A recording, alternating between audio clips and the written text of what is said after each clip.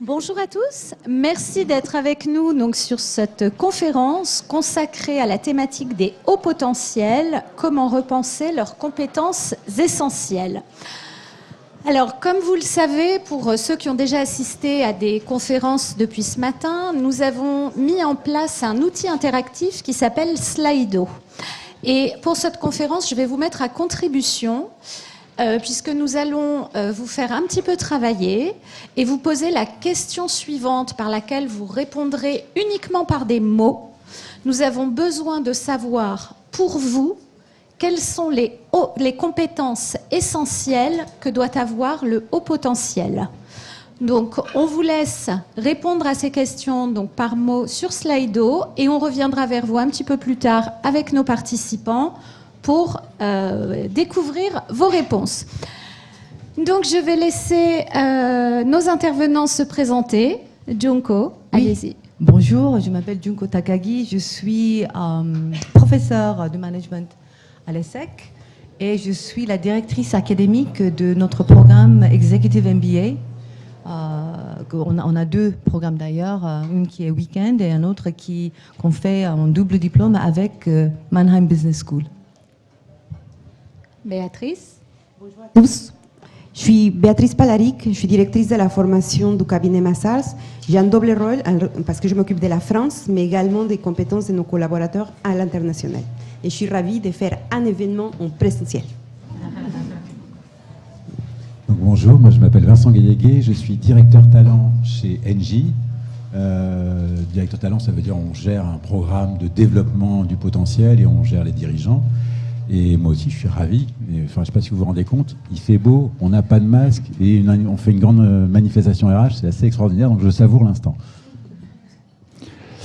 Bonjour à tous, moi je suis Xavier Latournerie, je suis le vice-président de CIFCO, historiquement Saint-Cyr Formation Continue. C'est un centre de formation qui accueille en gros 5000 personnes par an pour développer les compétences managériales.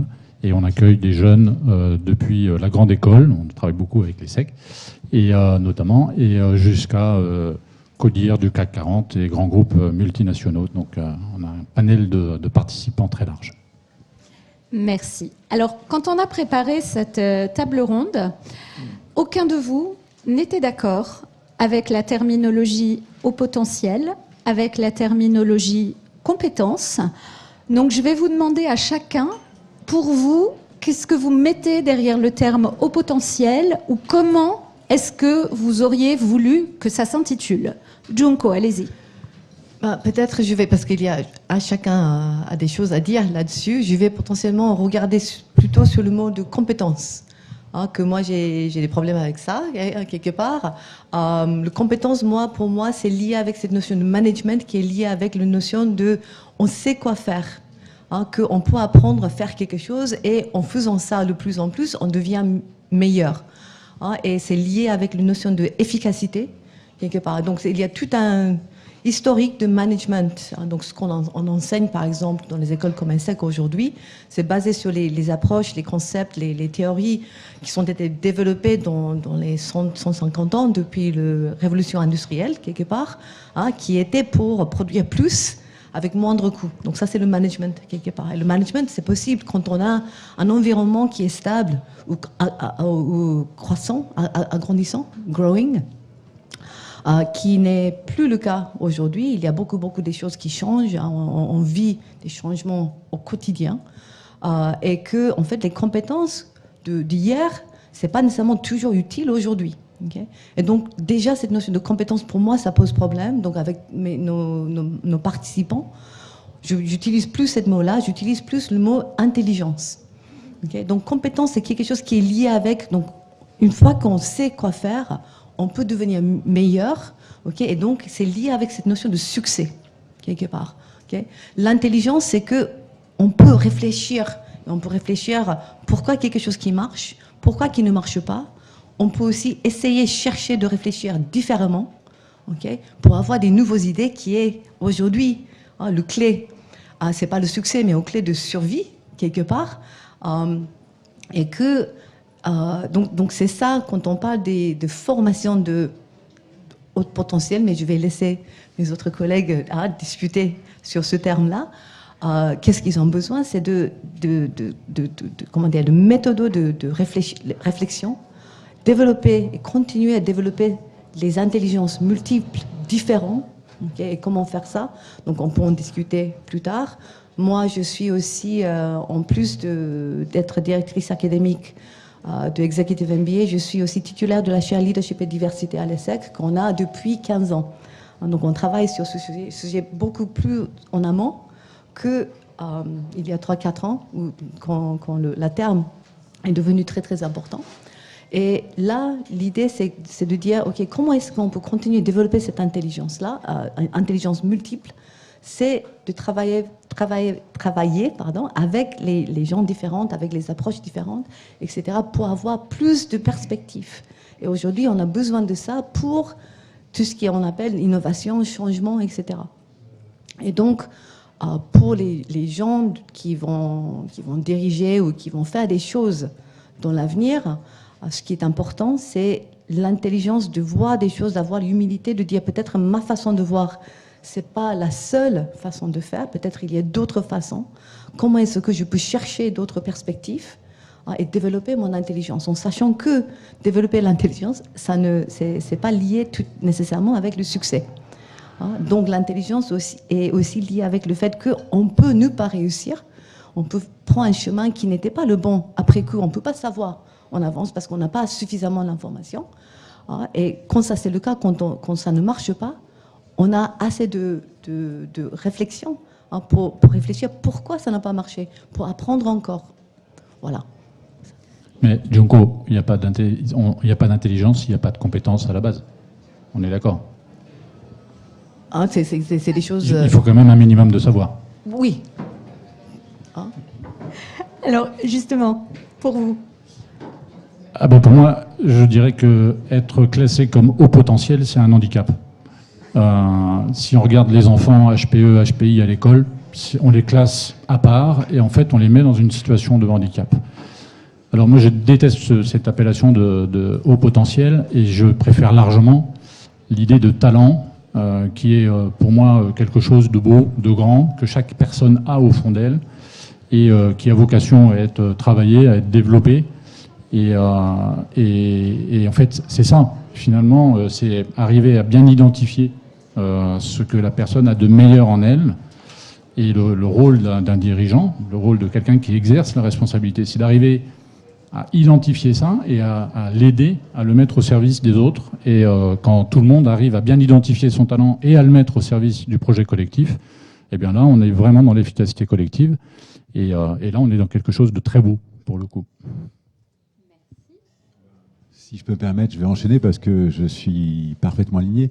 En fait, on a, chez Engie, eu la même réflexion et en 2018, il y a eu un grand changement. On avait un programme au potentiel qui s'appelait Leader for Tomorrow, qui a duré 15 ans et qui était très bien. Hein, mais en fait, on s'est rendu compte que ça générait beaucoup de frustration chez les gens qui étaient dans ce programme et des frustrations chez les RH. Et puis on n'aime pas être frustré parce qu'on n'avait pas pour autant la capacité à trouver les dirigeants dont on avait besoin.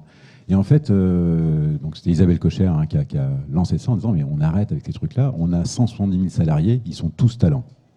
Donc comment on repense les choses, non pas au potentiel, etc., pour faire en sorte qu'on dispose des ressources dans un monde qui bouge énormément. Et comme vous le disiez, hein, c'est notre capacité à s'adapter à un monde qui bouge. Enfin, je ne sais pas si vous suivez l'actualité chez Engie, mais entre le nucléaire, le gaz russe, etc., ça bouge quand même beaucoup. Il faut être solide pour changer de pied rapidement. Et le choix qu'on a fait, c'est de faire un programme de développement des talents. Et donc, arrêter d'avoir des labels. Donc, on a supprimé toutes les nominations LFT1, 2, 3, TOPEX, etc. En disant, on crée un programme de développement des talents qui évoluera au fur du temps et qu'on construit avec les gens qui rentrent ce programme. C'est un programme de 2 ans. Et en fait, les gens rentrent et sortent et on essaie de faire en sorte qu'il y ait de plus en plus de gens qui rentrent dans ce programme, qui est un programme d'apprentissage, d'un leadership un peu nouveau, très tourné vers l'intelligence collective, comment on fait pour développer de l'intelligence collective, bien travailler en équipe, etc. etc. Ouais, je ne vais pas prendre trop de temps. Merci. Béatrice, votre vision au potentiel, talent, compétences, intelligence, quel est votre regard? Alors, quand nous avons fait le call de préparation, je crois que j'étais la seule à dire que finalement, moi, les étiquettes, c'était pas très, très important. Donc, au potentiel, pourquoi pas. Mais pour moi, ce qui est important, c'est plutôt la notion des talents. Et je racontais qu'il y a des années, j'avais été formée et j'avais été assez marquée par ces formateurs qui nous avaient expliqué que pour lui, chacun de nous avait un talent. Et qu'est-ce qu'il fallait? C'est petit ou grand, mais nous avions tous un talent. Donc ce qu'il faudrait, c'est plutôt l'identifier et être en mesure de travailler, se connaître. Donc on revient à la notion des compétences, mais plutôt intelligence, et savoir surtout qui on est, qu'est-ce qu'on a envie de faire, qu'est-ce qui fait sens pour nous. Et donc, en tout cas, chez Mazars, déjà, nous avons des jeunes collaborateurs qui arrivent sur le marché du travail, qui toute leur vie ont été formés, ou en tout cas accompagnés avec cette notion de talent, de réussite, de qu'est-ce qui est bien ou pas bien. Donc ils sont déjà un peu des compétiteurs et ils se disent intégrer un grand cabinet des conseils d'audit, c'est une super réussite. Donc pour nous, cette notion des talents, elle est large. On considère que toutes les personnes qui intègrent notre cabinet, ce sont des talents. Maintenant, il faut les accompagner pour découvrir quel est leur talent. Merci. Alors, je vous laisse toujours continuer sur Slido à rentrer vos mots-clés sur les compétences attendues. Et avant qu'on passe à cette partie, je voudrais que chacun de nos intervenants présente un petit peu dans leur, donc que ce soit à l'ESSEC, chez Mazars, chez Engie ou chez Sifco, les programmes qui ont été mis en place et comment ils vont extraire le meilleur ou ce qu'il est, voilà, les talents de leurs talents, justement, pour les tirer vers le haut et pour les emmener vers le leadership, puisque au final, c'est un petit peu le sujet dont on parle. Junko, à l'ESSEC. Oui, merci. Donc, à l'ESSEC, on a deux campus. Donc, on a un campus de formation continue à La Défense, où on a des programmes différents pour les populations différentes, mais quand on parle de cette notion de développement de leadership, donc pas nécessairement des leaders, mais de leadership, qui est encore, c'est un processus. On a le programme donc Executive MBA, dans lequel je suis directrice académique. Et là-dedans, je dis dès le premier jour aux participants qui sont choisis, qui viennent chez nous, de les dire, en fait, voilà, donc il y a cette différence de management et le leadership, qui est de compétence versus intelligence. Et dans le monde d'aujourd'hui, voilà, ce qui est important, c'est de développer l'intelligence. Comment faire? Donc, il y a effectivement le savoir. Il faut savoir, il y a un minimum des approches qu'il faut encaisser. Mais en plus de ça, et ça c'est le plus important, et c'est ça qui, je pense, nos programmes apportent, c'est cette notion d'essayer des choses. Parce que l'intelligence cognitive, c'est une chose. On peut réfléchir, etc. On a des participants qui sont brillants, donc cognitivement, ils sont très bien. Mais à la fin, réfléchir, tout ce qui est dans la tête, ça ne traduit pas nécessairement dans les actions. Okay. Et donc, on les fait. Donc déjà, on a des cohortes qui sont très diverses au niveau background, au niveau expérience professionnelle, au niveau nationalité. Donc, le programme dans lequel moi je suis responsable, c'est un double diplôme, donc français, allemand, voilà, mais aussi avec d'autres types d'autres nationalités. Donc on a 23 nationalités dans un cohorte. Donc il y a plein de types de diversité différentes, gender aussi, etc. Et ils sont amenés à travailler beaucoup dans les groupes. Okay. Donc l'approche pédagogique fondamentale chez nous, c'est travailler en groupe. Okay. Et c'est pas toujours facile.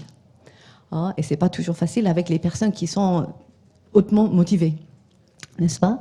Et donc il y a le teamwork, et à côté du teamwork, il y a aussi un coaching qui est très important, de apprendre à réfléchir sur qu'est-ce qu'on est en train de faire, pourquoi on arrive, pourquoi on n'arrive pas. Il y a des moments qui sont particulièrement difficiles, etc.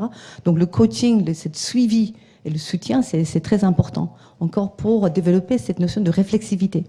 Donc il y a le coaching individuel et en équipe. Et on a aussi, donc en plus de group work qui sont liés avec les cours, etc., on a 2 teamwork, donc encore dans les teams différentes. On a un projet qui s'appelle le Strategic Project, donc qui dure tout au long de 18 mois de formation, où c'est les participants eux-mêmes qui déterminent quelle est la problématique, qu'est-ce qu'ils veulent faire, et le mettre en place. Okay. Donc, il y a ce projet-là. Il y a aussi un autre projet qui est le projet Social Project. Social Project, c'est tout le cohorte. Donc, on a un cohorte de à peu près 45 à 50 participants par an. Et ils travaillent tous. Il faut choisir un projet social. Okay? Et pourquoi? Parce qu'on est dit, aujourd'hui, les business, c'est pas que le business. Okay? Il y a aussi plein d'autres choses. Il y a la responsabilité sociale, RSE, etc. Et quel est le lien entre le business et tous ces éléments-là, les problématiques climatiques, les problématiques sociales, etc. Et qu'est-ce qu'on peut faire? Et donc là aussi, ils travaillent à développer un projet ensemble, qui n'est pas facile. Donc j'ai le cohorte qui ont commencé septembre, qui sont en train de déterminer quel est le projet qu'ils vont faire, identifier le projet, être d'accord sur le projet et être d'accord sur qu'est-ce qu'on va faire, avec quel impact. C'est beaucoup de travail. Donc c'est en développant les soft skills, mais pas en parlant, en disant voilà ce qu'il y a à faire. Moi, je ne crois pas du tout sur les listes de 10 choses à suivre. Je ne sors jamais ça parce que ça dépend de la situation. Okay? Et c'est en faisant qu'on apprend les soft skills. Donc pour nous, ça c'est quelque chose qui est très important pour que les participants sont formés à appréhender les difficultés, les challenges, et qu'ils sont, munis avec les façons de réfléchir sur qu'est-ce qu'eux, ils peuvent faire dans ces situations-là pour travailler ensemble avec les personnes qui ont des perspectives différentes sur les sujets qu'ils ne connaissent pas nécessairement, etc. Merci. Sifco, que proposez-vous? À Sifco, en fait, on accompagne les SEC dans une partie de ces programmes et on va travailler sur deux choses. La première, c'est le leadership. Alors, qu'est-ce qu'on appelle le leadership? Parce que c'est un mot dans lequel chacun amène sa définition. Donc, je vais vous donner la mienne, celle qu'on partage à Sifco, c'est offrir le meilleur de soi et permettre aux autres d'en faire autant. Donc, on en revient bien à cette notion de talent. Offrir le meilleur de soi, c'est finalement nos talents qu'on a développé à un niveau d'excellence et qu'on met au service des autres. Et parallèlement à ça, eh bien, il y a cette dimension. Donc ça, c'est la dimension individuelle. Et puis, il y a la dimension relationnelle qui est d'aider l'autre à mettre aussi son talent au service du collectif. De l'aider de révéler son talent et de l'aider à le mettre au service des autres. Voilà. Donc ça, c'est déjà la première partie, en fait, des formations Sifco. C'est se connaître et savoir aider l'autre aussi à se connaître. Et puis après, il y a l'exercice des responsabilités.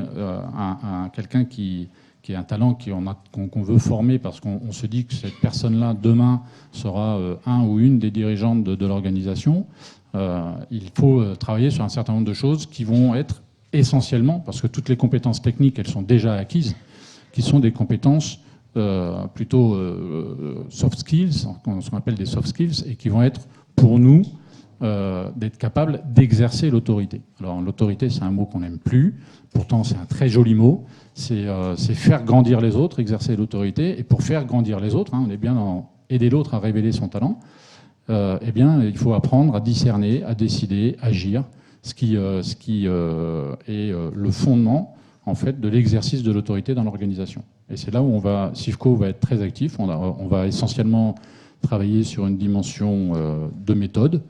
Il faut toujours un peu de méthode. La méthode, c'est la clé de la performance. On va travailler sur l'authenticité, donc une dimension comportementale. Et puis, on va travailler sur une dimension qui est beaucoup plus musculaire, entre guillemets, qui va être la clé de la durabilité, d'une certaine fidélité, et qui est la force de caractère. Si je peux juste ajouter, parce que pourquoi nous, on envoie nos participants, parce que dans mon programme, on envoie chaque année les 50 participants à Sifco, c'est aussi cette notion d'intelligence multiple. Donc, on fait développer tous ces éléments-là avec le corps, avec tout. Donc, vous avez parlé d'authenticité. Authenticité, c'est quoi aujourd'hui? C'est vraiment, c'est pas que la tête. On a beaucoup de personnes qui utilisent beaucoup la tête et c'est très très bien, mais c'est pas suffisant. Il faut vivre. Okay, il faut expérimenter, mais expérimenter physiquement, et faire des choses sur lesquelles on n'est pas nécessairement bon. Ouais. On a des participants qui disent « je dois courir ». Ah ben, je n'ai pas couru depuis je ne sais pas quoi. Mais c'est ça en fait. Hein, les changements, les nouveautés, ça veut dire que on est obligé de faire des choses sur lesquelles on n'est pas bon. Et je pense pas qu'on n'est pas très fort à pousser les gens de faire des choses qui ne sont pas bonnes. Parce qu'à tous les systèmes scolaires, etc., on les pousse pour ceux qui sont bons là-dedans. Okay? Et aujourd'hui, pour développer cette notion d'intelligence multiple, il faut aller vers des choses sur lesquelles on ne connaît pas, on ne se sent pas confortable, on n'est pas bon, etc. Et donc, on adore ce que vous proposez parce que c'est vraiment intégral. Merci Junko d'ajouter ce point, parce qu'effectivement, les formations CIFCO se basent sur une pédagogie qui est expérientielle. On met les gens dans des situations concrètes, réelles. S'il faut traverser la rivière, on va vraiment traverser la rivière. On ne va pas dire on va faire comme si. Et c'est intéressant parce que ce type de mise en situation permet effectivement de toucher les 3 dimensions de chaque personne. C'est-à-dire qu'il y a vraiment une dimension corporelle, comme vous le soulignez, il y a une dimension intellectuelle, spirituelle, quelque part, qui est cette œuvre collective qu'on réalise ensemble. Et puis il y a une dimension émotionnelle qui vient toucher le cœur de chacun, parce qu'on ne peut pas vivre quelque chose ensemble sans être profondément touché par nos émotions. Voilà, donc merci Junko, c'est tout à fait juste de rajouter ça. Alors vous, Béatrice, chez Mazars, vous vous définissez comme accélérateur de carrière. Comment est-ce que vous boostez justement les talents qui vous rejoignent ? Déjà, ça m'a donné envie de venir me former, la première chose. Je suis convaincue que nous sommes un accélérateur de carrière parce que les gens qui intègrent notre cabinet, très rapidement, vont être formés évidemment, parce que la technique, la méthodologie, comme tu l'as bien dit, pour nous est importante. Donc il faut quand même des bases techniques assez solides.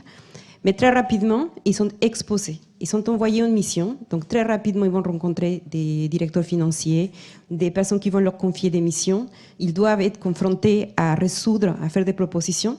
Donc c'est une vraie école. Ce n'est pas une simulation. Là, il y a une vraie problématique à résoudre. Comment tu vas faire ? De plus, c'est des équipes. Donc, il y a beaucoup de solidarité, une bonne entente. Chez nous, c'est vraiment une sorte de petite famille, puisqu'ils rentrent, et moi je les appelle un petit peu des poissons rouges, parce qu'en fait, ils sont tous en bandeau, ils rentrent, ils sont contents, mais il y a une telle solidarité, il y a une telle envie de partage, de collaboration, que c'est vraiment hyper agréable.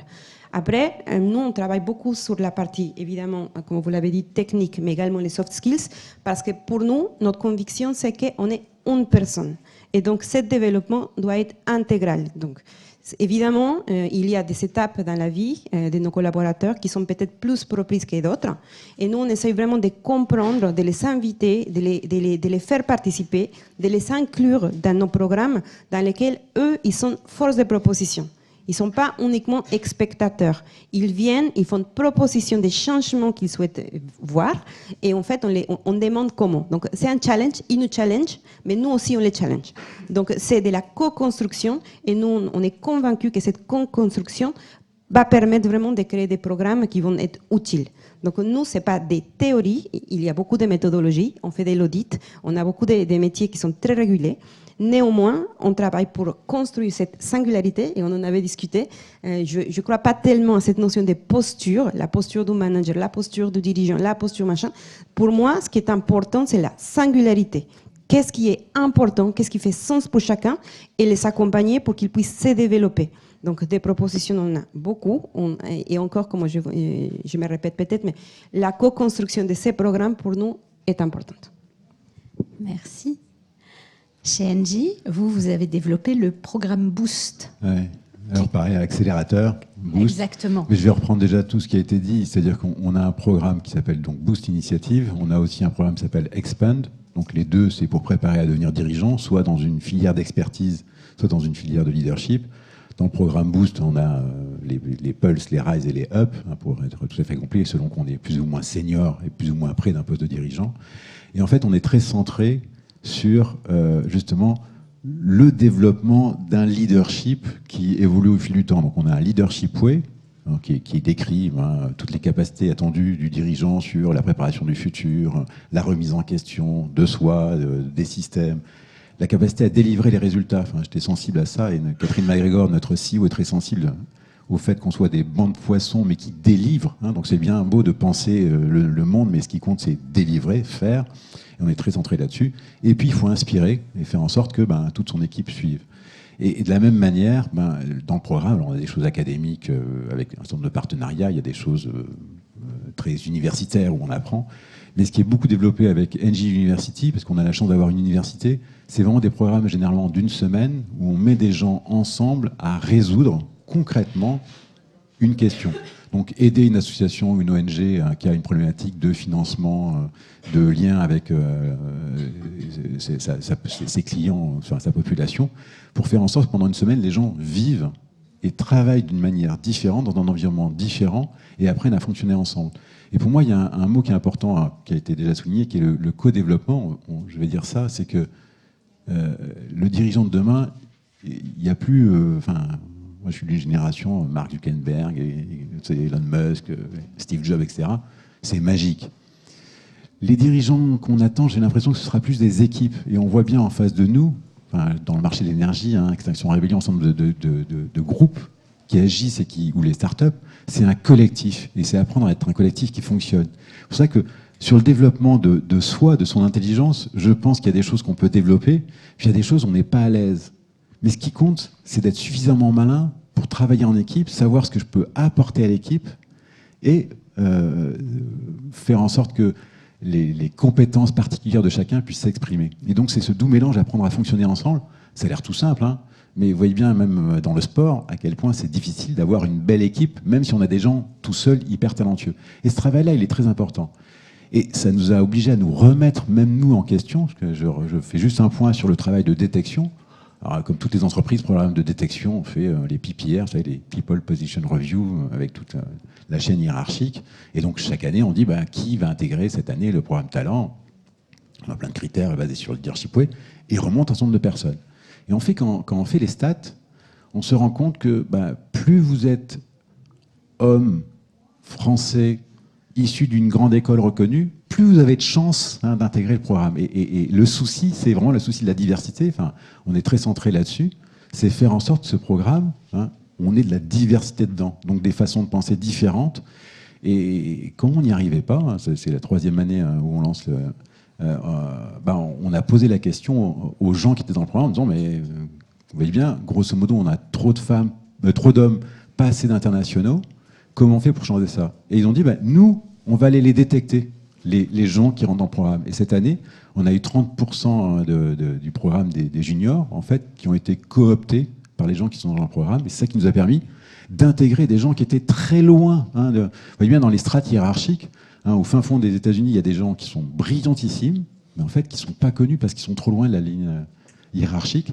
Et on a pu les capter. Donc, ce sera cette année où on aura une promo un peu différente et qu'on espère pouvoir faire travailler plus l'inclusion, la diversité et l'intelligence collective.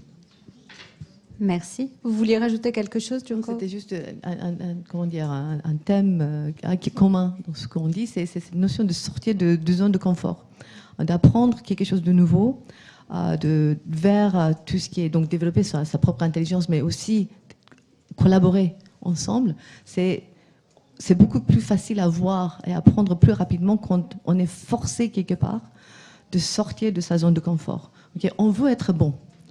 Je travaille aussi avec les étudiants de grande école, donc eux, ils veulent être bons, ils veulent être reconnus comme bons. Et j'ai dit, non, je sais que vous êtes bons, donc ça ne m'intéresse pas de faire des choses que vous savez déjà faire. À quoi ça sert? Pourquoi vous êtes là? Donc vous êtes là pour faire quelque chose sur lequel vous n'êtes pas nécessairement bon. Et comment est-ce que vous allez réagir dans ces situations-là? Donc Sifco, c'est un exemple, mais aussi dans les cours.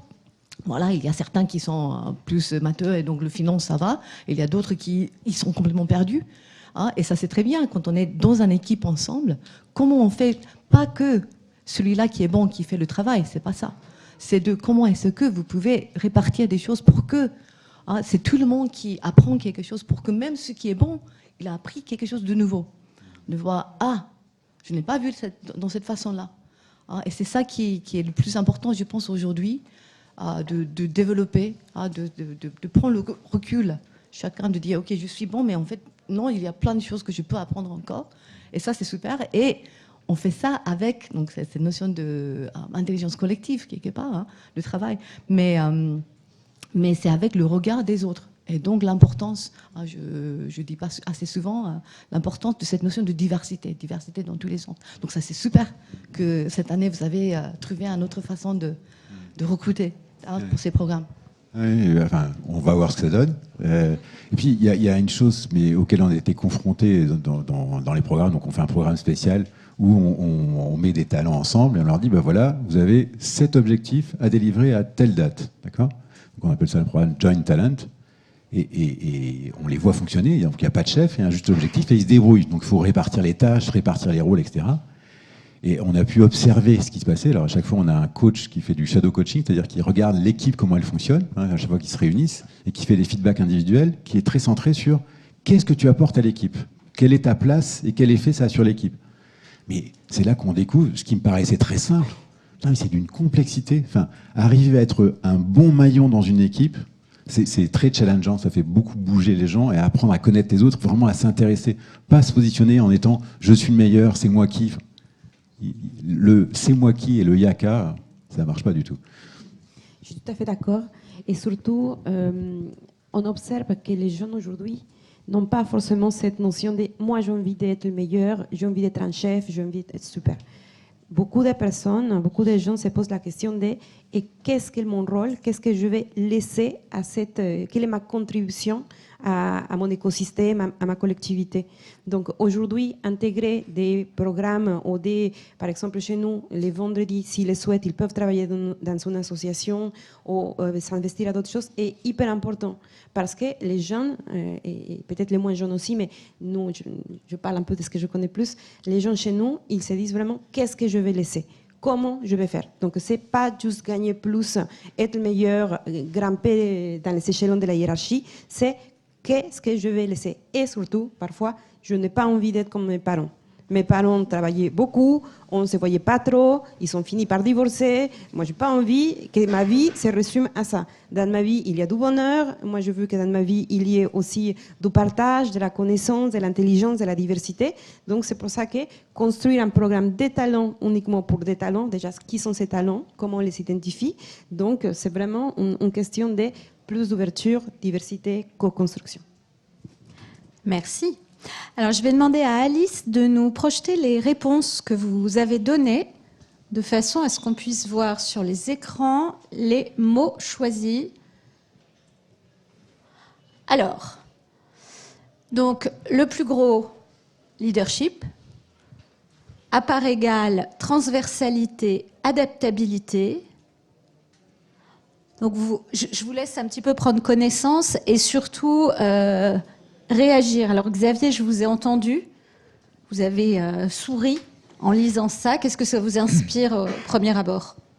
En fait, je suis heureux de voir leadership et en même temps, je me dis, c'est quand même grave s'il faut attendre d'avoir 25, 30 ans, à peu près l'âge où on rentre dans ce genre de programme, pour commencer à travailler son leadership. Le leadership, c'est vraiment quelque chose qui fait partie de l'éducation du plus jeune âge. Et donc, c'est dès l'enfance, en fait, c'est la responsabilité, et moi je suis parent, c'est la responsabilité qu'on a vis-à-vis de nos enfants, de les former à exercer leur leadership le plus tôt possible. Et donc, il ne faut pas attendre que les gens aient 28 ans, 30 ans pour commencer à travailler leur leadership. Mais je trouve ça en même temps très beau, parce que si vous retenez la définition que je vous ai donnée, et que si tout le monde se mettait effectivement à mettre son talent au service des autres, et à permettre aux autres d'en faire autant, on serait dans un monde merveilleux. Donc c'est une belle utopie dans laquelle j'ai envie de me projeter. Merci. Si on reste sur le mot leadership, en fait, ce que je vois sur cette word cloud, c'est qu'ils sont tous avec le majuscule au début. Et pour le leadership, j'ai du mal avec le leadership avec un L majuscule. Parce que moi, je vois le leadership comme un processus. D'abord, donc c'est n'importe qui. Donc, parce que dans le bon vieux temps, le leadership, c'était le charisme, etc. Et quand ça, c'était le cas, moi, j'avais du mal à enseigner le leadership. Je me disais, qu'est-ce que je peux faire ? Je ne sais pas, comment est-ce qu'on enseigne à quelqu'un d'être charismatique ? On est né comme ça, on est pas, etc. Donc, j'avais du mal complet. Et là, depuis que j'ai une vision de leadership qui est beaucoup plus cette notion de processus, qui est aussi situationnelle. Quand est-ce qu'on a besoin de prendre des décisions ? Quand est-ce qu'on a besoin de prendre des décisions qui fait une différence, quand on sent la responsabilité de faire quelque chose pour changer. Okay ? Ce n'est pas tout le temps. Donc il y a des moments où ces processus deviennent importants. Aujourd'hui, je pense qu'on vit dans ce type de période où toutes les situations sont potentiellement les situations de leadership, avec un minuscule, donc un petit L, je dis chaque fois. C'est chacun entre nous qui peut faire, donc ce que j'ai entendu assez récemment, cette notion de éthique d'action. J'aime bien ça, chacun peut faire quelque chose. Donc aujourd'hui, ça peut être les réfugiés qui sortent d'Ukraine. On a tous des choses qu'on peut faire. Qu'est-ce qu'on va décider de faire et quelle action on prend? Chaque petite action, ça peut faire une différence. Peut-être pas, mais on ne sait pas si on ne fait pas. Donc il y a cette notion d'éthique d'action. Donc le processus et le leadership avec un minuscule, c'est quelque chose qui est à portée de main, c'est ça, on dit ça en français, à portée de main à tout le monde. Donc haut potentiel, etc., on jette ça à bord. Et donc le leadership, etc., avec un petit L. Pour que c'est pas quelque chose qui est grandiose, etc., mais c'est vraiment chacun. Donc cette notion d'éthique d'action, je préconise. Merci, Djoko. Et moi, je voudrais rajouter, effectivement, il manque un mot, plusieurs mots qui, pour moi, me paraissent importants. Il manque un premier mot qui est authenticité, parce que si on n'est pas authentique, on se ment à soi-même avant de mentir aux autres. Et là, c'est grave quand on veut exercer des responsabilités. Et puis, il manque deux autres mots qui, pour moi, sont vraiment importants pour quelqu'un qui est appelé à prendre des grandes décisions, qui est appelé à devenir un des dirigeants de nos organisations. Le premier, c'est magnanimité. C'est cette capacité à voir grand, à avoir une vision haute, à se projeter dans quelque chose qui nous dépasse. Et dans cette projection, d'y voir en fait tous ses collaborateurs. C'est-à-dire l'idée, c'est vraiment d'avoir une vision collective de quelque chose qui doit nous emmener très haut. Donc ça, c'est la magnanimité, vous voyez, c'est voir grand. C'est voilà. Alors avec un danger dont on parle beaucoup ces derniers temps, c'est qu'à être trop magnanime, on tombe dans l'hubris. Et pour pas tomber dans l'hubris, en fait, il faut rester humble. Et c'est l'humilité qui est très importante à toujours cultiver. Cette humilité qui fait que l'on reconnaît que ce que l'on est, on le doit davantage aux autres qu'à soi-même. Et cette humilité-là nous place forcément comme redevables. On est redevable à nos parents de nous avoir donné la vie. Je ne crois pas que quelqu'un ici se soit donné la vie. Donc on est déjà redevable de ça, et on est redevable de ce que l'on est à tous ceux qui nous ont aidés à être ce que l'on est aujourd'hui. Vous voyez, cette humilité-là, c'est de reconnaître cela, c'est de savoir reconnaître que voilà, on n'est pas l'œuvre de ce que l'on est. On est le fruit du travail de beaucoup de personnes qui nous ont aidés à être ce que l'on est. Je vais rebondir sur une surprise pour moi, c'est que j'ai pas vu le mot prise de risque, capacité à prendre des risques. Et alors c'est bon, mais en même temps, félicitations, parce que vous voyez, on a un NG Leadership Way, qui est une trame en 5 piliers qui raconte ce qu'on attend du leadership avec un petit L, j'ai bien noté, et c'est écrit comme ça. Donc bravo, vous êtes à la hauteur de tous les gens qui ont réfléchi sur le Leadership Way. Il y a juste cette notion de prise de risque qui n'apparaît pas, et on a besoin de gens qui savent prendre ces risques-là, mais la prise de risque, c'est pas quelque chose qui est solitaire. Et donc je rejoins la dimension collective et la notion d'engagement. Alors c'est un terme un peu galvaudé, l'engagement, mais c'est quelque chose qu'au moins côté RH, on sait mesurer. Donc on essaie de mesurer régulièrement, et c'est un bon moyen aussi de détecter des gens un peu différents qui plaisent pas forcément à leur chef, mais qui plaisent à leurs collaborateurs. Pas toujours les mêmes, et ça permet de détecter un certain nombre de choses via les mesures d'engagement. Béatrice, vous avez des mots qui vous interpellent ou qui vous semblent manquants? Je suis contente d'avoir trouvé des mots comme curiosité, responsabilité, créativité. Mais moi, j'ajouterais aussi envie et bonheur. Je suis convaincue qu'on est meilleur si nous faisons des choses qui nous tiennent à cœur, qui viennent de nos tripes, qui nous donnent envie de nous lever le matin.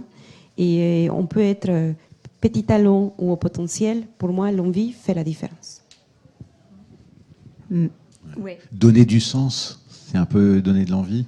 Moi, je pense que donner du sens, moi, personne ne me donne du sens. Et pour moi, le sens, c'est vraiment chacun. Ce qui fait du sens pour toi ne fait pas de sens pour moi. Donc, je considère que le sens, c'est vraiment chacun qui va pouvoir les trouver. Après, mettre les petits points, préparer le terrain pour trouver du sens, pourquoi pas.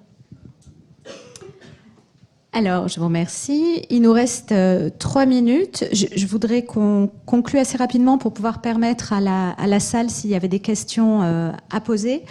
En un mot, chacun, comment est-ce qu'on fait ressortir, une fois qu'on a son talent, une fois qu'on a vu qu'il avait des compétences qui étaient importantes pour monter et pour gagner du leadership, comment est-ce qu'on fait pour, en un mot, pour lui faire ressortir cette compétence clé?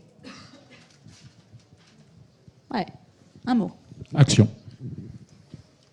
Merde, il m'a piqué mon mot. On l'expose, hein, on le met en situation. Moi, je vais ajouter coaching. Moi, je vais ajouter réflexivité. Donc, en ajoutant à chaque mot qui est sorti là. Très bien. Alors, est-ce qu'on a des questions dans la salle sur les échanges qu'on a eus, sur des questions pratiques de leadership, de haut potentiel, de compétences ou d'intelligence? Personne? Ah, oui. Bonjour à tous. J'ai une petite question sur l'identification du talent. Alors là, on parle notamment des hauts potentiels. Ça, c'est un vrai sujet en entreprise. Je pense qu'on a toutes des cartographies, des mappings qui permettent de projeter. Comment vous faites justement pour identifier ce talent que vous allez proposer sur le programme des hauts potentiels? On prend des risques. C'est notre job. Il y a deux façons de faire. Alors, on a une grille d'évaluation du Leadership Way, on a des assessments basés sur Leadership Way. Enfin, on a toute une mécanique qui s'est mise en place chez Engie, où grosso modo, ce Leadership Way, on l'a décliné partout. Donc, c'est la grille pour les assessments, pour le coaching, pour le 360 degrés, pour les entretiens annuels. Donc, à chaque fois, c'est des instruments de mesure. Mais quand on détecte les gens, en fait, on essaie de voir à quel point les gens sont curieux, sont capables de se challenger, ont envie. Enfin, ce qui va distinguer pour moi quelqu'un qui va être dirigeant, c'est quelqu'un qui cherche constamment à évoluer, qui sait qu'il n'est pas achevé. Et c'est beau, enfin, quel que soit votre âge, de vous dire mais j'ai encore tellement de choses à apprendre, tellement de choses à découvrir. Et ça, il faut prendre le risque. Et donc, oui, t'entends prendre des risques, alors pas assez, hein, et d'où le challenge de ce qui s'est passé cette année avec l'opération Chèque High Tech, qui était de dire on va laisser les talents proposer un certain nombre de personnes. Alors, ils ont proposé 50 personnes, on ne les a pas tous pris. Mais on a eu des belles surprises, on a fait des paris. Et donc, on se retrouvera l'année prochaine, je vous dirai comment ça a marché. Merci beaucoup. Oui, bonjour, Julien Méry-Huneau. J'ai une question, notamment, une fois qu'ils sont formés, comment les fidéliser et les retenir, ces hauts potentiels?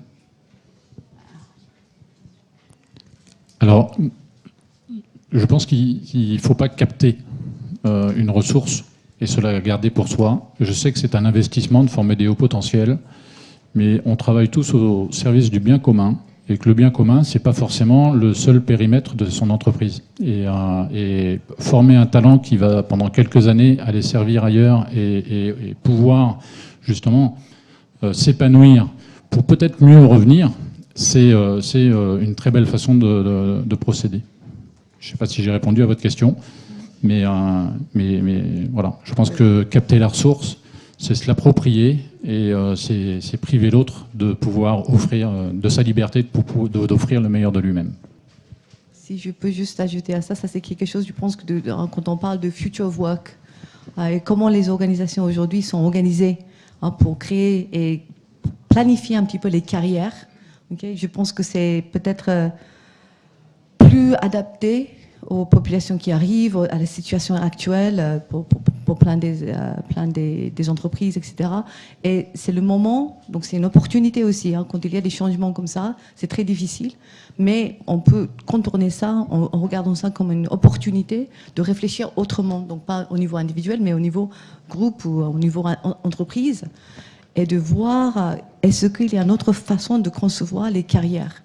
Okay? Et aujourd'hui, potentiellement, il y a cette notion de réfléchir sur une carrière basée sur une personne. Donc, vous avez dit qu'est-ce qu'une personne a envie de faire et comment est-ce qu'on peut tirer ce talent. Et de dire, ok, donc l'entreprise, ça fait partie, une partie de cette carrière-là, mais donc c'est une notion de fidéliser et n'est plus à jour potentiellement dans la même façon. Il y a des entreprises aujourd'hui qui essayent de dire, OK, vous voulez essayer l'entrepreneuriat, nous, on n'a pas cette opportunité-là chez nous, mais on a des collaborateurs, on a des suppliers, etc., qui font quelque chose comme ça. Voilà, on peut vous proposer y aller, peut-être 1 an, peut-être 2 ans, peut-être, et potentiellement avec la possibilité de revenir, mais aussi de faire autre chose ailleurs.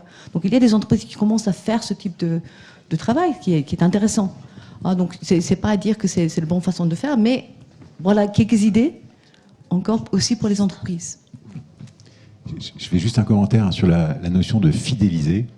Fidéliser, c'est pas forcément garder pour soi. Enfin, c'est toute la réflexion qu'on doit avoir, c'est fidéliser. Moi, je fais les entretiens de départ quand les gens partent, et c'est un vrai. Enfin, c'est super quand les gens disent j'ai un excellent souvenir, je continuerai à porter le sens que porte Engie sur la neutralité carbone. Et je vais chez un client, j'espère pouvoir revenir, je garde des bons contacts. Vous voyez bien que fidéliser un écosystème, c'est assez extraordinaire. Enfin, toutes les boîtes doivent rêver de ça. Donc il faut arrêter de vouloir capter. J'entends bien qu'on a un taux de turnover qui est explosif, ça peut être embêtant.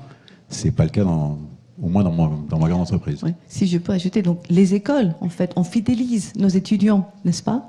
Mais ils sortent. On n'a que des nouveaux étudiants qui arrivent. Ils ne restent pas plus longtemps que 4 ans ou 5 ans dans une grande école, par exemple, comme le nôtre. Mais ils sont fidélisés pour la vie. Et ils reviennent chez nous, etc. Donc, il y a des modèles qui existent déjà. C'est la même chose dans un cabinet d'audit au conseil. Ils viennent, ils passent quelques années. L'ambition, c'est vraiment qu'ils passent un super bon moment pour les fidéliser autrement. Ils vont chez le client, ils deviennent des clients, mais finalement, on reste tous en famille. Merci beaucoup pour votre attention et je vous souhaite une bonne fin de journée.